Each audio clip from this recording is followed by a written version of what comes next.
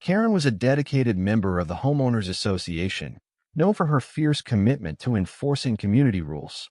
She took pride in her role, believing that maintaining order was essential for the neighborhood's success. However, her zeal often veered into obsession, particularly when it came to those she deemed rule breakers.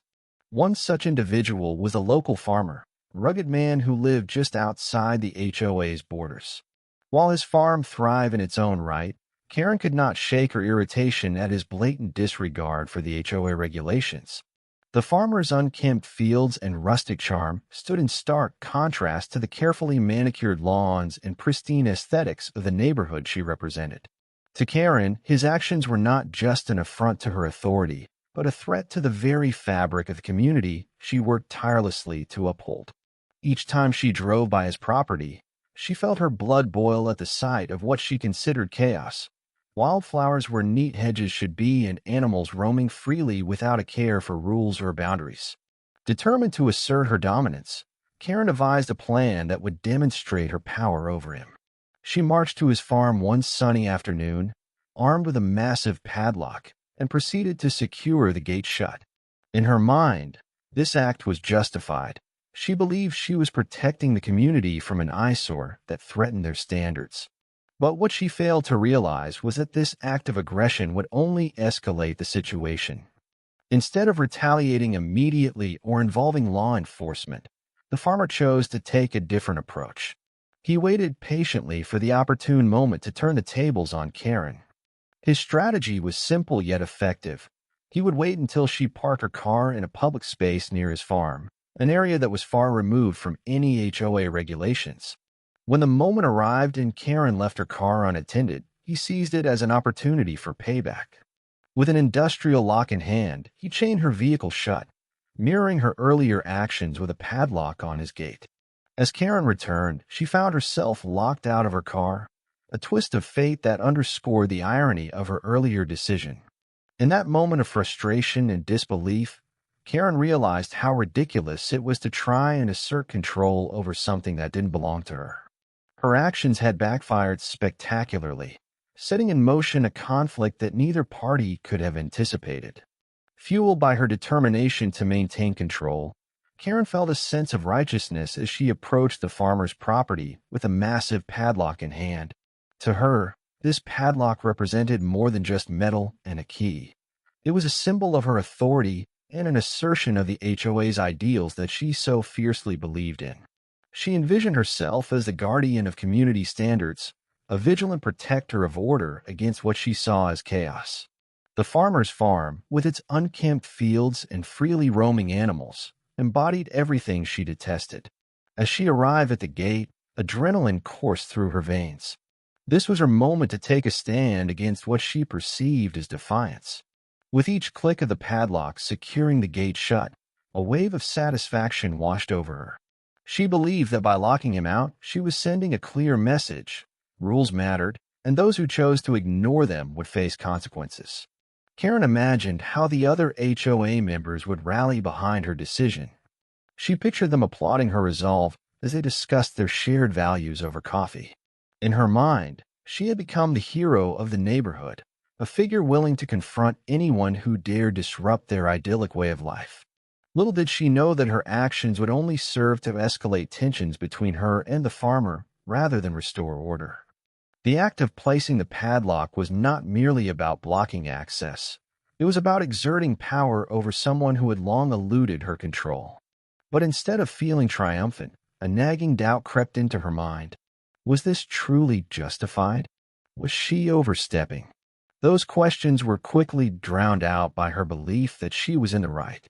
As she stepped back to admire her handiwork, Karen felt a fleeting sense of victory, but was tinged with an undercurrent of anxiety. What if he retaliated?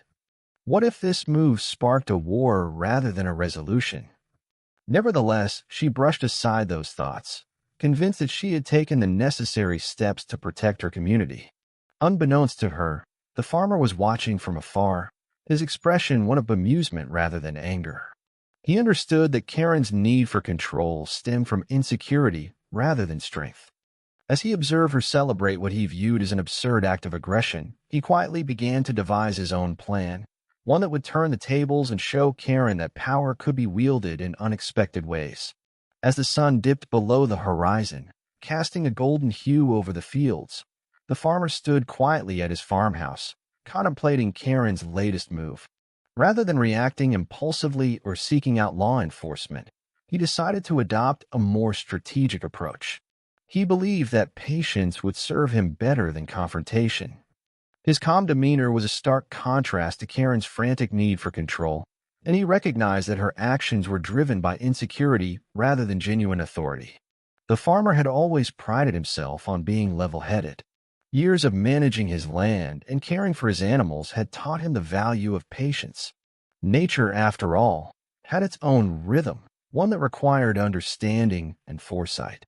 While Karen saw her padlock as an assertion of power, he viewed it as a misguided attempt to impose her will on something that was not hers to control. He understood that an impulsive reaction would only escalate tensions further. Instead, he chose to wait for the perfect opportunity to respond. Days passed, and Karen continued to revel in her perceived triumph.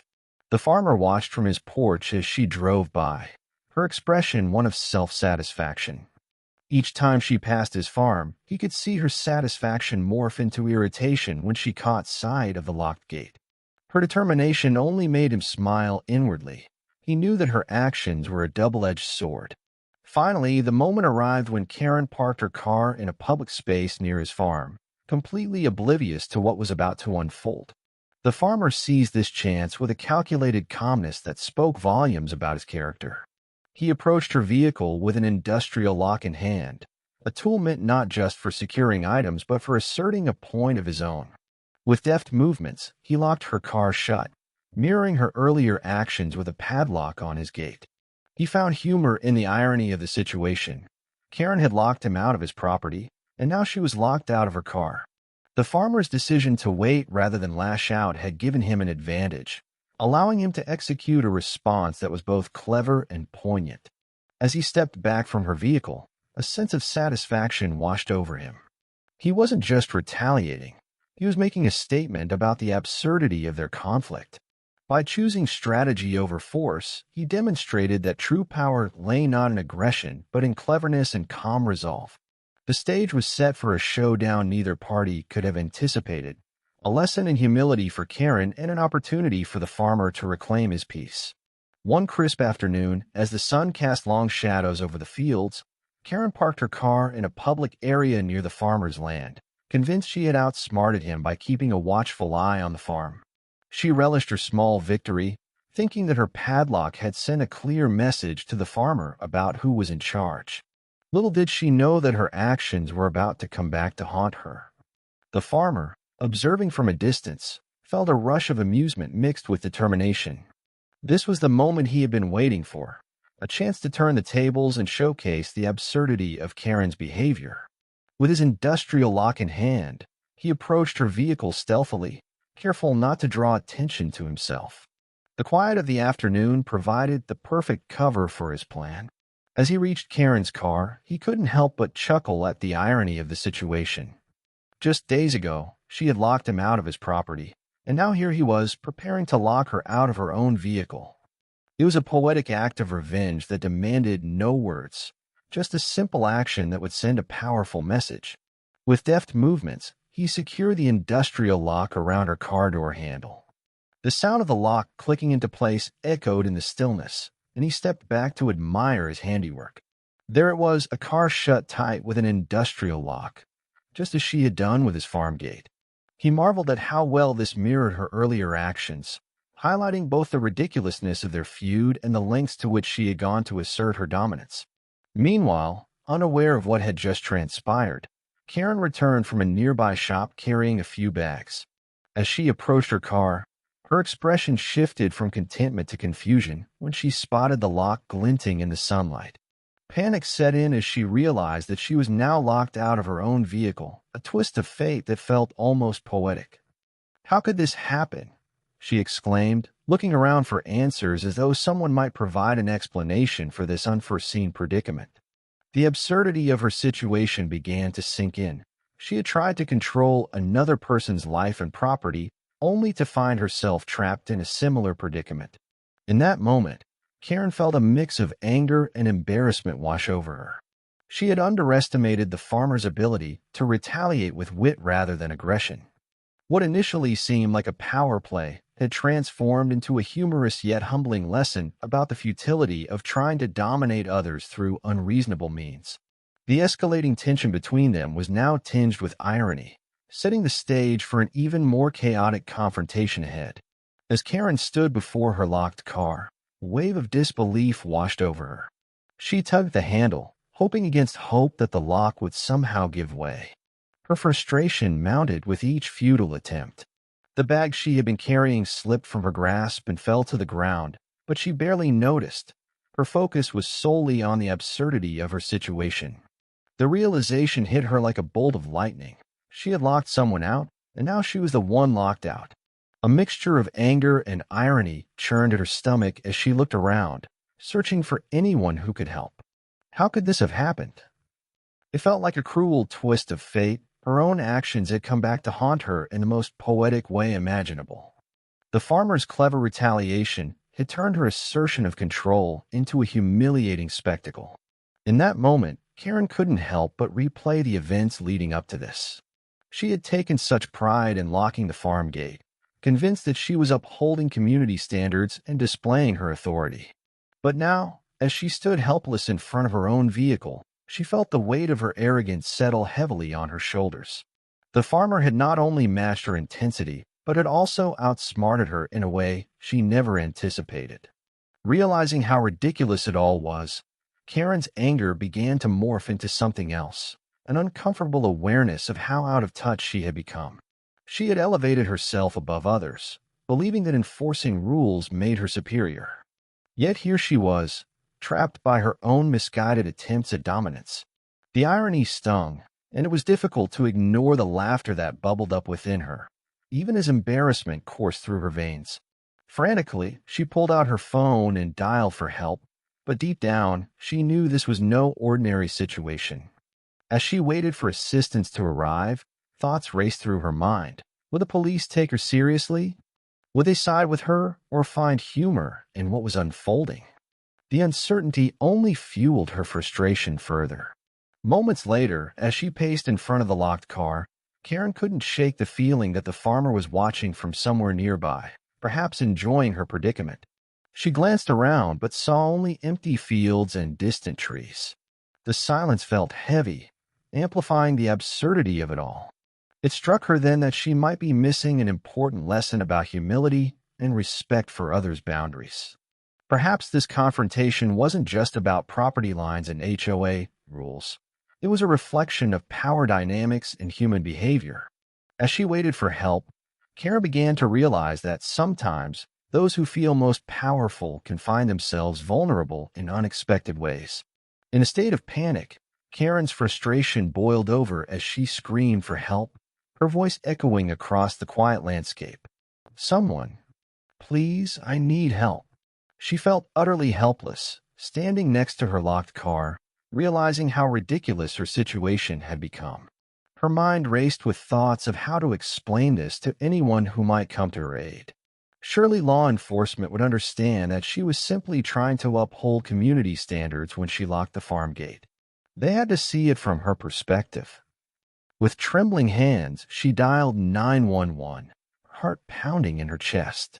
As she waited for the operator to answer, she rehearsed a narrative in her mind that would portray her as the victim in this bizarre saga. She envisioned how the police would arrive and sympathize with her plight, perhaps even reprimanding the farmer for his actions. After all, who would side with someone who chained up a car in broad daylight? When the police finally arrived, their demeanor was relaxed and almost amused at the sight before them. Karen standing next to her locked car, flustered and red-faced. As they stepped out of their vehicle, one officer raised an eyebrow while stifling a chuckle. Karen rushed forward, desperate for their understanding. "You have to help me. That farmer, he's gone too far.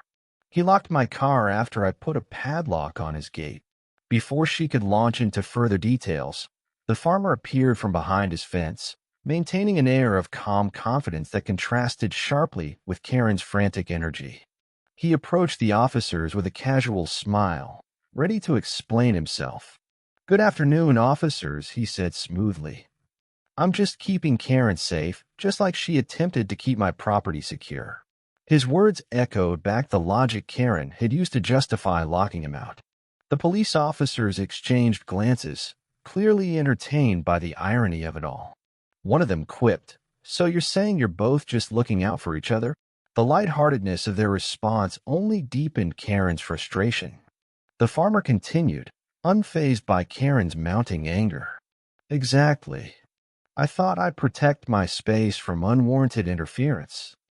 His relaxed demeanor made it clear that he was enjoying this turn of events while also reinforcing his point about boundaries and respect. Karen felt increasingly isolated as laughter erupted from the officers at the absurdity of the situation. Instead of siding with her as she expected, they began to discuss what needed to be done about both the lock on her car and the padlock on his gate. The farmer's clever maneuvering had turned the tables entirely. Instead of being reprimanded for his actions, he was now viewed as the reasonable party in this strange conflict. As the police instructed Karen to remove her padlock before they could assist her further, she realized that this confrontation was spiraling far beyond her control, and there was nothing she could do but comply. As the police officers surveyed the scene, their expressions shifted from bemusement to mild amusement as they listened to both sides of the story. Karen stood with her arms crossed, exuding frustration, while the farmer leaned casually against his fence, his demeanor calm and collected. The officers exchanged glances, clearly entertained by the absurdity of the situation unfolding before them. After hearing Karen's frantic account of how she had locked the farmer out of his own property and how he had retaliated by chaining her car shut, the officers turned their attention to the farmer. He recounted his version with a nonchalant chuckle, framing his actions as a direct response to her earlier aggression. "I just thought I'd keep her safe from wandering into my farm," he said, twinkle of mischief in his eyes. The officers couldn't help but laugh at the irony. Here was a conflict born from a petty power struggle that had escalated into a comical showdown between two stubborn individuals. They appreciated how the farmer had handled the situation with wit rather than hostility. As they weighed the facts, it became clear that Karen's actions had created a predicament that now required resolution. Turning to Karen, one of the officers said, "Well, it seems you've created quite the mess here. If you want us to assist you in getting your car back, you're going to need to remove that padlock from the farm gate." His tone was light yet firm, emphasizing the folly of her attempts to assert control. Karen's face flushed red with embarrassment as she realized how ridiculous her situation had become. The very lock she had placed on the gate, an act meant to demonstrate her authority, and not only backfired, but it also led her into a bind that required her to confront her own actions. It dawned on her that her desire for dominance had blinded her to the consequences and absurdity of what she was doing. "Wait, you can't be serious," she stammered, disbelief flooding her voice. "I did this for the community. I'm just trying to protect our standards." The officer replied with a patient smile, "And now it's time for you to uphold those standards by taking responsibility for your actions." He gestured toward her locked car and added, "After all, it's your padlock that's causing this entire situation." Feeling cornered and humiliated, Karen reluctantly nodded. She knew she had no choice but to comply if she wanted any chance of regaining access to her vehicle. As she walked back toward the farm gate, she felt a wave of realization wash over her. This was more than just about a car or a gate. It was about understanding boundaries and respecting others' rights. She had underestimated both the farmer's patience and the consequences of her own actions. With each step closer to the gate, she could feel herself grappling with not only a physical lock but also an emotional one that would require introspection and humility to unlock. After the bizarre confrontation with Karen and the police, the farmer felt a sense of resolve wash over him. He had navigated the conflict with patience and cleverness, and now it was time to solidify his victory. While Karen had attempted to assert her authority through her padlock, he realized that he could take a more permanent measure to protect his property from any future interference. With a determined mindset, the farmer set out to install a massive steel gate at the entrance to his farm, a formidable barrier that would not only enhance security, but also serve as a clear statement against Karen's misguided attempts at control. This new gate would incorporate an automated system, allowing him to manage access easily and efficiently. It was an embodiment of both practicality and a subtle act of defiance. As he worked on the installation, he envisioned how this new gate would keep Karen at bay for good. No longer would she be able to march onto his property with her sense of entitlement, believing she had any say in how he managed his land. The steel gate would not just be an obstacle. It would symbolize his triumph over her unwarranted authority. The day of completion arrived, and as the farmer stepped back to admire his handiwork, he felt a surge of satisfaction. The gleaming steel gates stood tall and imposing, equipped with a state-of-the-art automated system that required a remote control or access code, both of which were firmly in his possession. He could almost hear Karen's frustrated cries echoing in his mind as she realized she would never again have free access to his farm. Word quickly spread through the neighborhood about the new addition to the farmer's property. To some, it was merely a functional upgrade. To others, it was a symbol of resistance against an overreaching HOA member who had tried to impose her ideals on those outside her jurisdiction. The farmer took pride in knowing that he had not only protected his land, but had also sent a clear message. Attempting to exert control over others often backfires spectacularly. Meanwhile, Karen remained oblivious to the full extent of what was happening until she attempted to approach the farm once more. Arriving at the newly installed gate, she found herself staring at an impenetrable barrier that stood as a testament to her earlier actions. No longer could she simply waltz onto the property and impose her will. Now she faced an iron wall that mocked her misguided authority.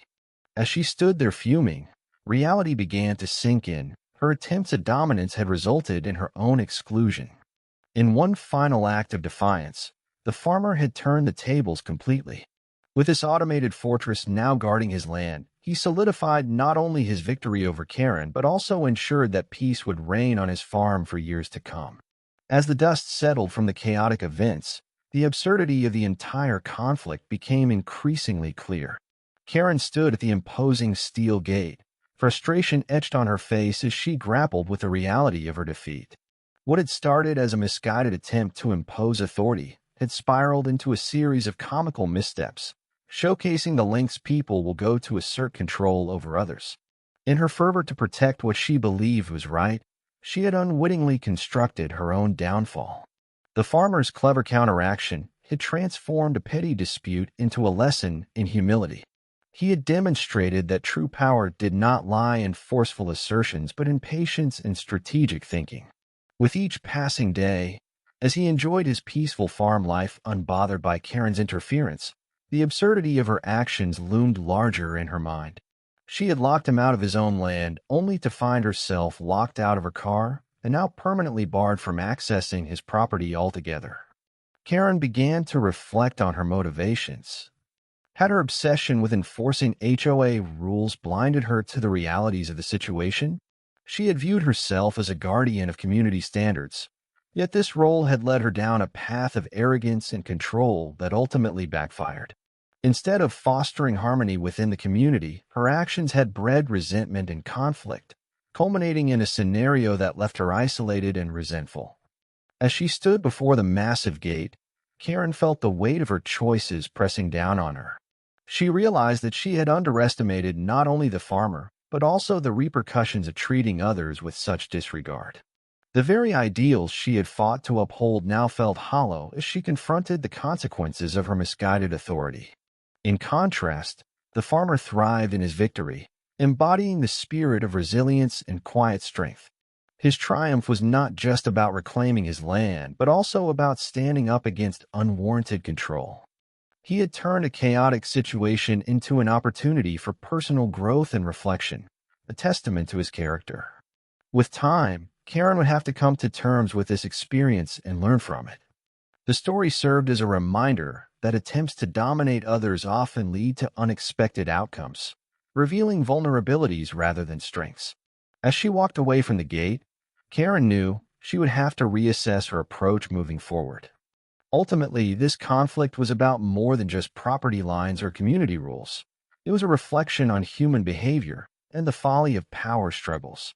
The journey had taught both Karen and the farmer valuable lessons they would carry with them long after this chapter closed, reminding them that sometimes humility is the greatest victory of all.